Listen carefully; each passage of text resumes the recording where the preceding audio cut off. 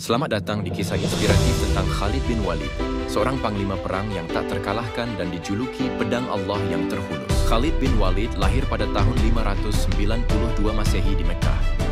Ia berasal dari keluarga terkemuka Bani Makhzum, salah satu suku Quraisy yang paling berpengaruh. Sebelum masuk Islam, Khalid bin Walid adalah panglima pasukan Quraisy. Kehebatannya terlihat jelas saat Perang Uhud, di mana ia berhasil memanfaatkan kelemahan pasukan Muslim dan meraih kemenangan. Setelah Perang Uhud, Khalid bin Walid memutuskan untuk memeluk Islam. Keputusannya ini membawa perubahan besar dalam hidupnya dan dalam sejarah Islam. Sebagai panglima perang Islam, Khalid bin Walid tidak pernah kalah dalam pertempuran. Ia memimpin pasukan Muslim dalam berbagai pertempuran penting, termasuk Perang Mu'tah dan penaklukan Persia dan Romawi. Dalam Perang Mu'tah, Khalid bin Walid menunjukkan keberanian luar biasa. Ia kehilangan 9 pedang dalam pertempuran tersebut, dan Rasulullah SAW memberinya gelar Saifullah atau Pedang Allah. Khalid bin Walid memimpin pasukan Muslim dalam berbagai pertempuran penting, termasuk pembebasan Mekah, pertempuran Hunain, dan pengepungan Taif.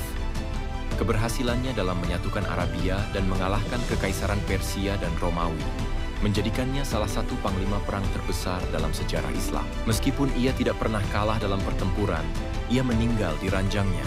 Sebuah ironi bagi seorang pejuang yang selalu mencari syahid di medan perang seperti yang diinginkannya.